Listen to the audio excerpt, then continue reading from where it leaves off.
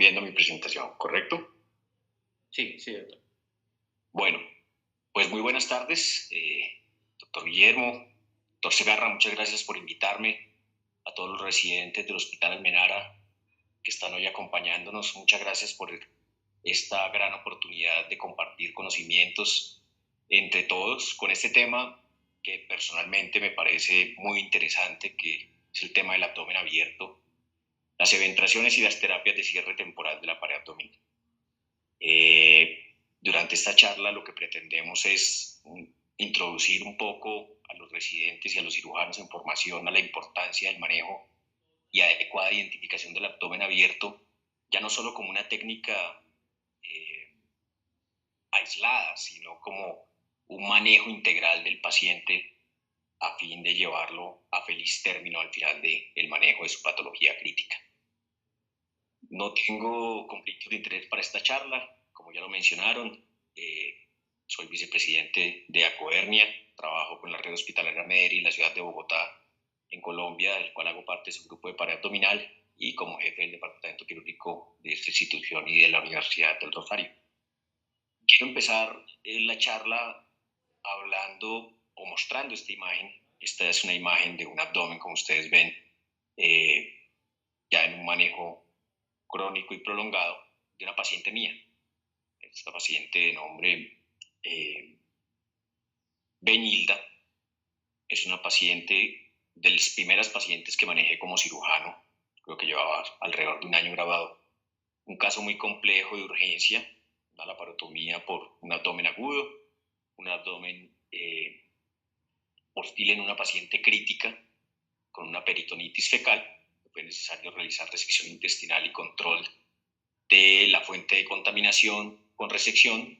En un posterior tiempo quirúrgico, una anastomosis con cierre de la pared abdominal. Después de tener control de la infección, la paciente inicialmente con una evolución adecuada, posteriormente presenta una visceración estando hospitalizada con tan mala suerte que hace una lesión intestinal por una cuerda de violín con la sutura del cierre. Es llevada nuevamente a cirugía, en donde hacemos nuevamente resección, anastomosis. Posterior, en este tiempo quirúrgico ya no podemos cerrar la pared abdominal por edema de asas, mala calidad de la pared.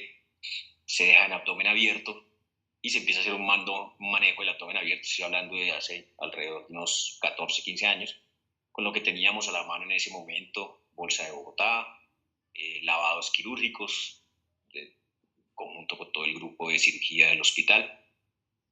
Y posteriormente esta paciente empieza a presentar nuevas fístulas interatmosféricas, como ustedes pueden ver aquí, que es la historia natural de estos abdómenes quirúrgicos que son llevados varias veces a cirugía.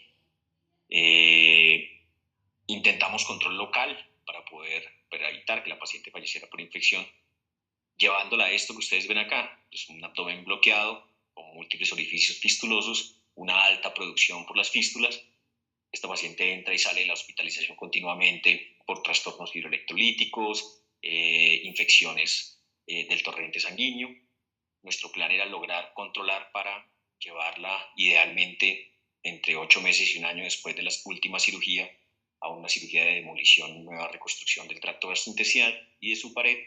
Sin embargo, en el transcurso de este tiempo, la paciente hace un nuevo episodio de infección, un trastorno hidroelectrolítico y una insuficiencia renal aguda y fallece desafortunadamente en esa hospitalización. Esta paciente, Benilda, es una de las pacientes que me motivó y me llevó a hacer lo que hago hoy en día, que es pared abdominal, buscando precisamente cómo optimizar el manejo de estos pacientes y teniendo claramente en cuenta que esta es una condición que puede matar a los pacientes.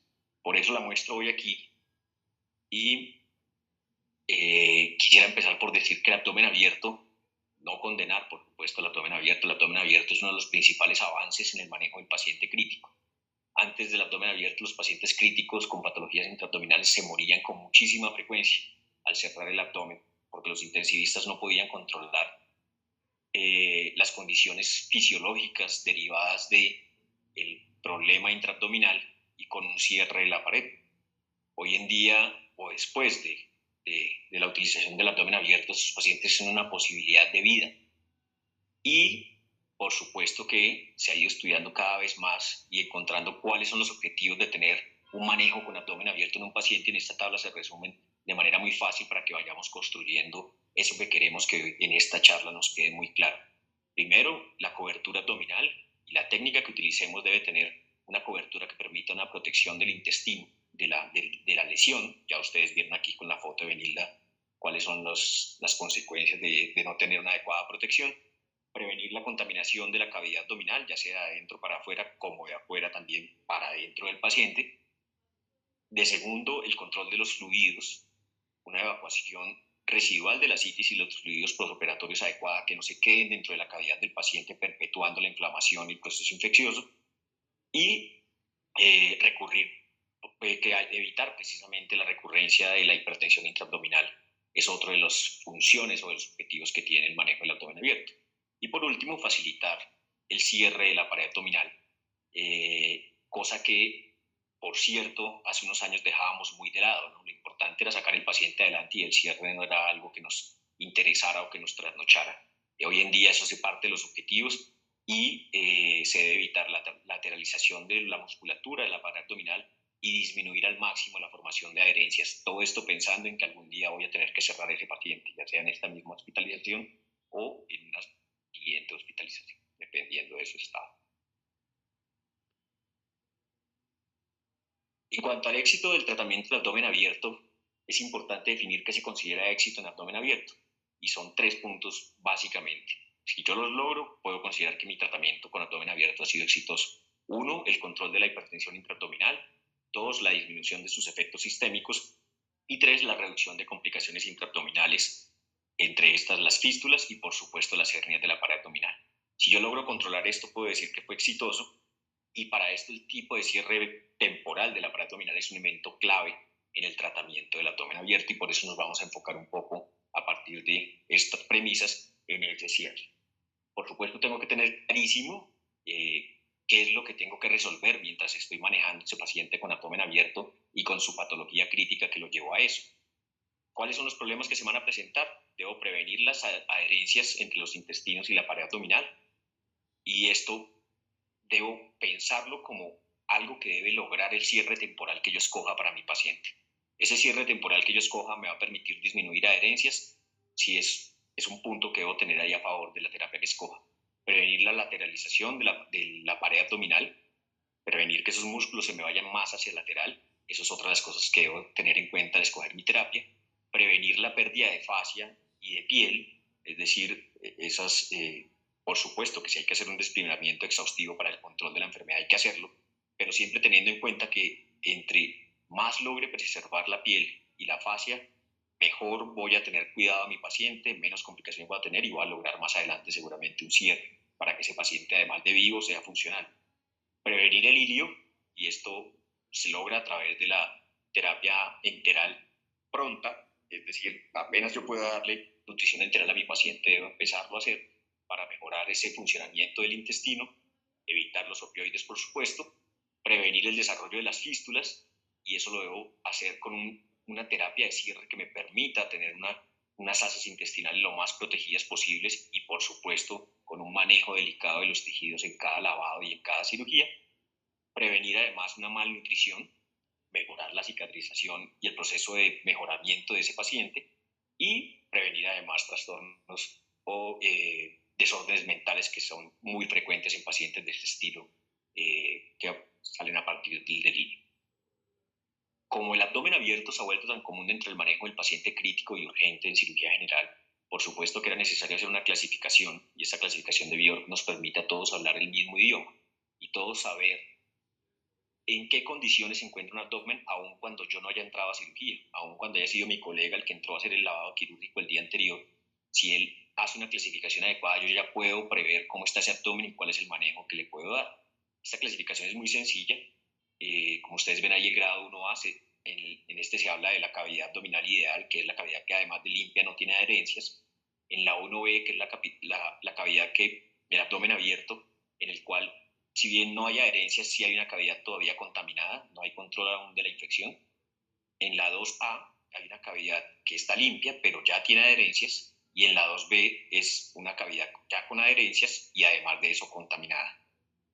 La grado 3 es el abdomen abierto que ya tiene una fístula que la está complicando, y en la grado 4, que es el abdomen que nosotros nos referimos como abdomen congelado, es ese abdomen como el que tenía la paciente que les mostré, en el cual ya no se considera posible un cierre de la pared abdominal porque es un abdomen congelado en el cual seguramente si entro en este momento voy a producir más daño, independientemente de que tenga fístula o no.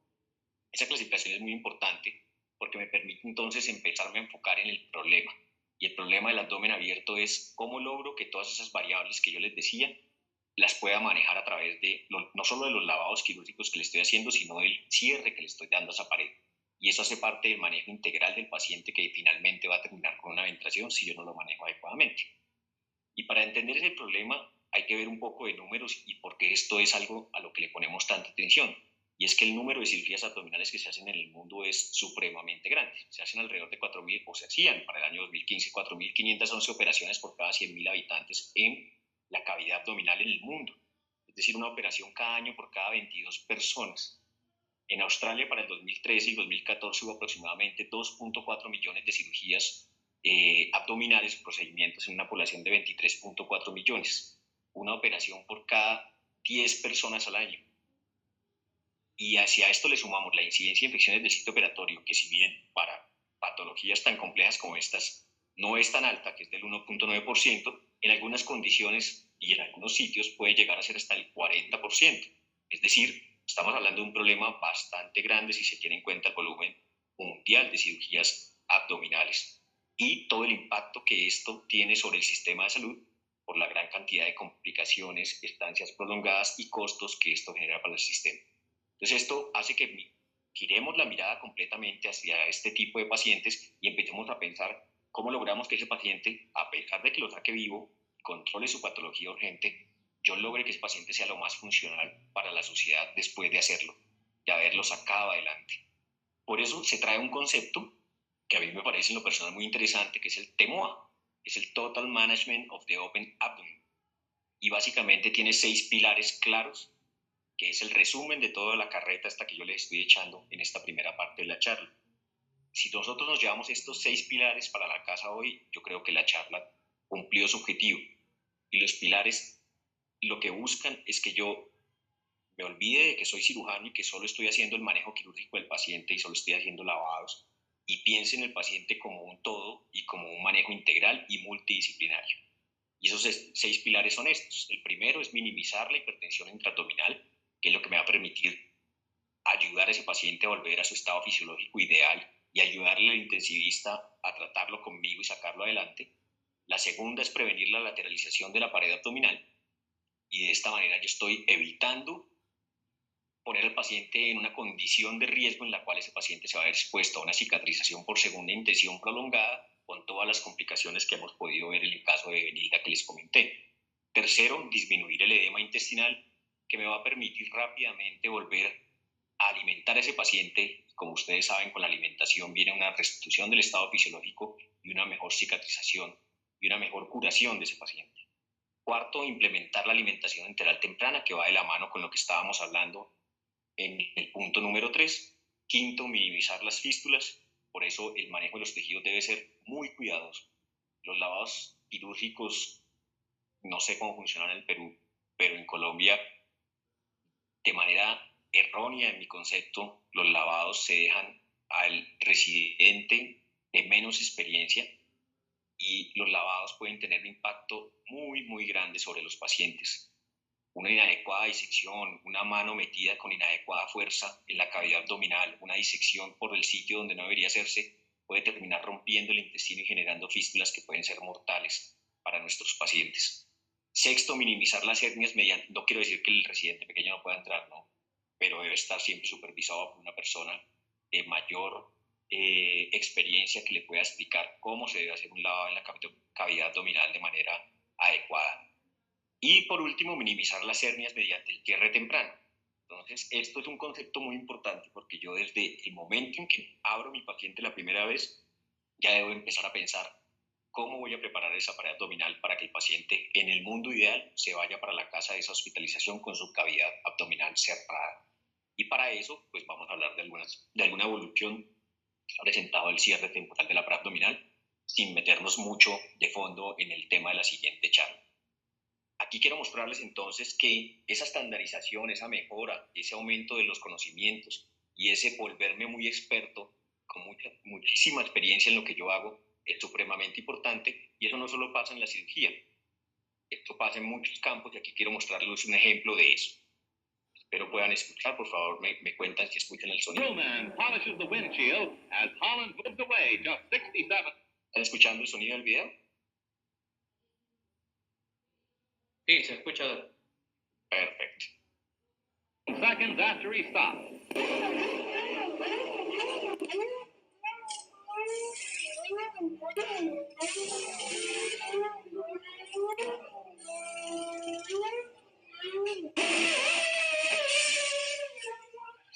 A stunning first part of the race for Michael Schumacher. And possibly explained by how early he's coming in. You can see we've still got 48 with the 57 to go. So he's not even done 10 laps yet, making his first stop. So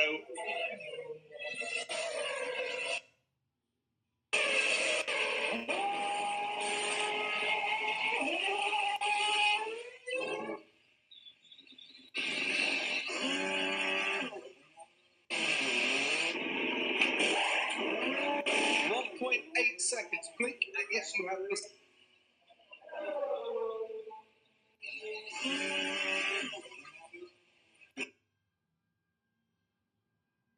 Ustedes me hubieran preguntado a mí hace 10 años si yo creía posible un cambio un cambio de pitch se pudiese hacer en 1.7 segundos, yo les hubiera dicho que estaban locos. Pero esa es la realidad. Hemos pasado en los últimos 60 años, gracias a la especialización, a la eficiencia y a la estandarización, de hacer paradas en pits en la Fórmula 1 de más de un minuto a 1.7 segundos. Uno no lo creería. Yo veo cómo cambian esas llantas y yo digo, Dios mío, se le van a salir en la mitad de la pista. Pero no es así. Y lo mismo pasa en la cirugía, y eso es lo que nosotros debemos buscar. Debemos buscar que todo lo que yo haga por mi paciente, y en el caso específico del abdomen abierto y de las técnicas de cierre de pared abdominal, cuenten con lo mejor posible para que el resultado sea el mejor posible también para el paciente. Y aquí les voy a mostrar algunas técnicas y la evolución que algunas de ellas han tenido en el paso del tiempo. Si ustedes ven este cuadro, muestra la primera imagen, el cierre con pinzas, que era uno de los más utilizados hace unos años, en donde lo que se buscaba para no dejar expuesto el contenido intraabdominal era cerrar a como diera lugar la pared abdominal. Y una forma de hacerlo era esta. Como yo tendría que volver a entrar, pues no me iba a poner a hacer una sutura a tensión dispendiosa, sino que cerraba de manera transitoria con pinzas, aumentando, ya se imaginarán ustedes, de una manera importante la presión intraabdominal, con todas las consecuencias que esto puede tener, y dañando la piel y los tejidos, por supuesto. Después llegaron otros tipos de cierres, entre esos pues está la bolsa de Bogotá, en la cual no puedo dejar de hacer una mención de nuestro profesor y cirujano colombiano, el doctor Borraes, que utiliza la bolsa en medio de su residencia como una solución a un paciente en el cual no tenía la posibilidad de cerrarlo, siendo esta un método de cierre temporal de la pared abdominal ampliamente difundido a nivel mundial, y que por muchos años nos permitió salvar muchos pacientes. Si bien no es un método ideal, tenía unas buenas características de contenido del paciente sin lesión intestinal, que permitía entrar nuevamente a la cavidad abdominal, aunque tenía algunas falencias, como que los tejidos, los fluidos posoperatorios y la citis pues seguía dentro de la cavidad abdominal del paciente, requiriendo lavados quirúrgicos muy frecuentes, además de permitir la lateralización de los músculos de la pared abdominal. Eso, posteriormente tenemos otros métodos como el parche de Whitman, que es algo similar a la bolsa de Bogotá, pero hecho con una especie de velcro que permitía abrir y cerrar las hojas del parche para acceder a la cavidad abdominal e irlas aplicando progresivamente para disminuir la lateralización. Y está el pack de Barker, que digamos es como unos primeros pinos de lo que sería un cierre intermedio entre la bolsa y el Whitman, con succión, que permitía hacer algún control de los fluidos que tenía la cavidad intraabdominal. Sin embargo, posterior a eso, pues hemos ido utilizando otras técnicas y vamos a entrar un poco más en detalle de una de ellas, que es con el advenimiento de la terapia de presión negativa, empezamos a utilizar esta terapia de manera progresiva y hemos ido sumando algunos aditamentos como el uso de mallas para disminuir la lateralización de la pared abdominal, como ustedes ven acá.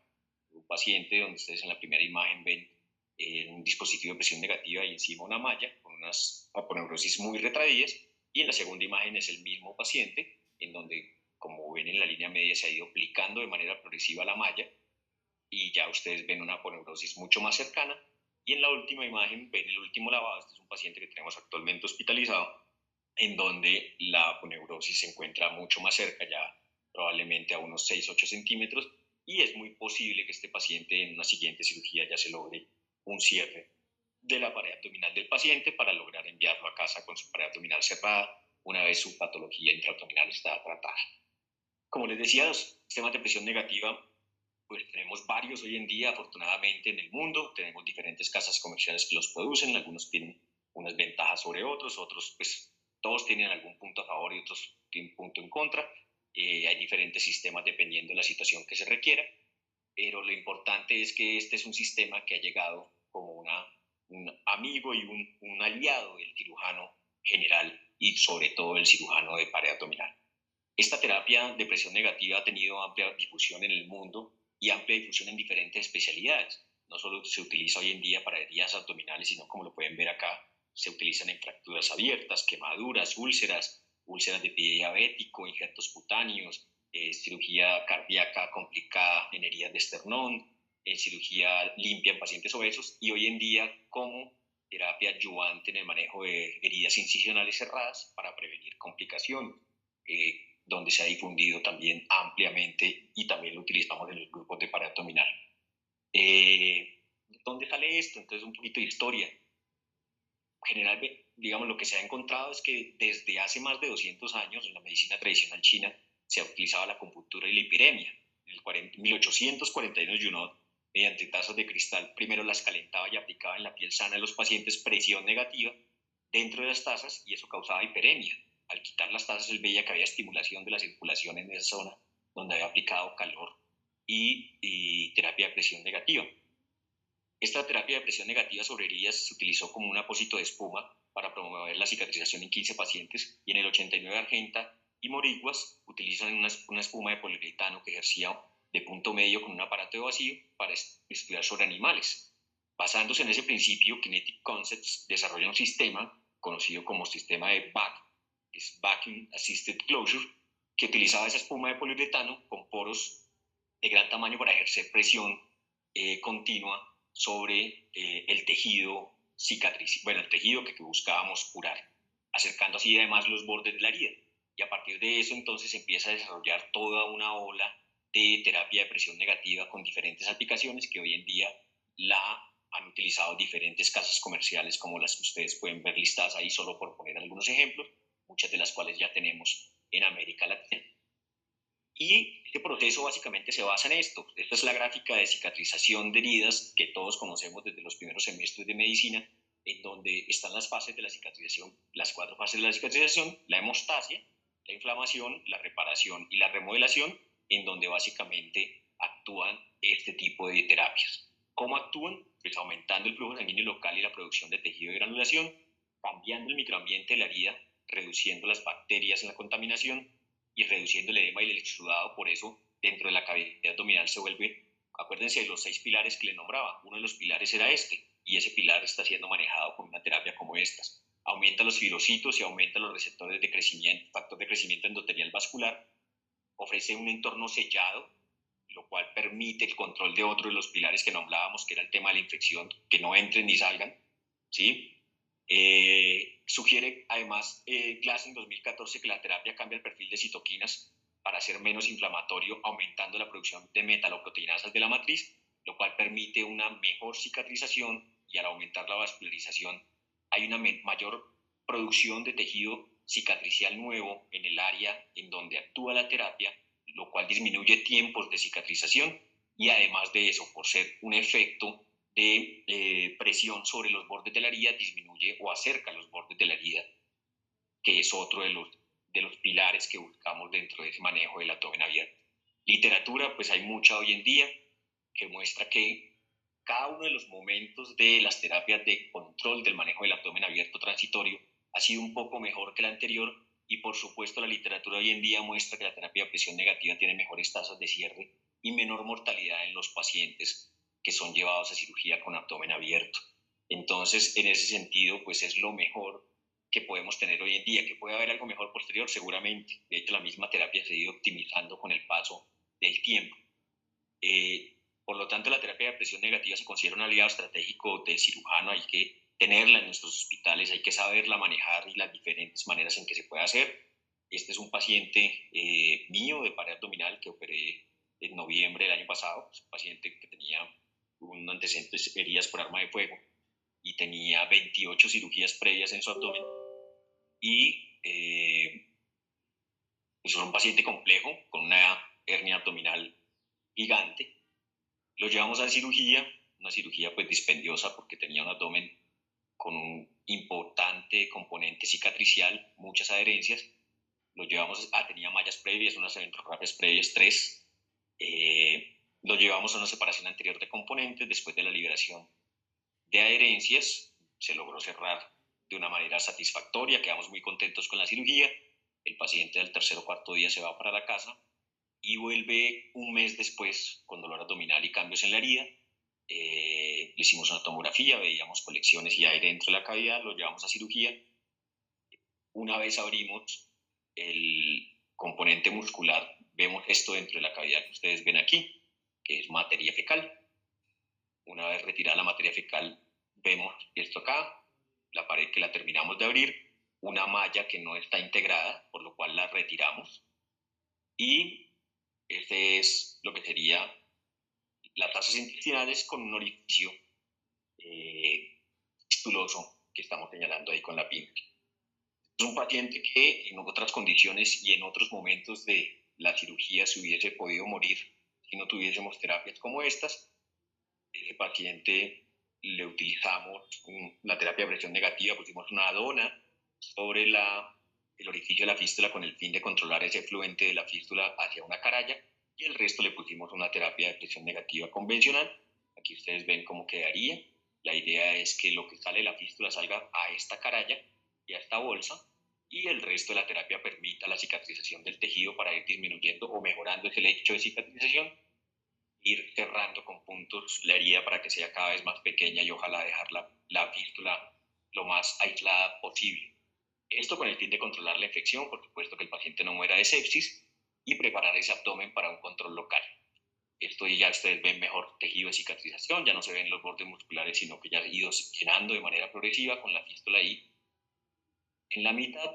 Y esta es la última foto que le tomamos, donde ustedes ya ven un tejido cicatricial adecuado, casi al borde de la piel, donde va a salir seguramente una neopiel. Aquí tienen todavía algunos pedazos de mallas, no de la cirugía, la última, porque se la quitamos completa, sino de las cirugías previas de ventrorrapias que tenían adheridas al intestino, que no pudimos quitar en la cirugía nuestra, y aquí el orificio de la fístula.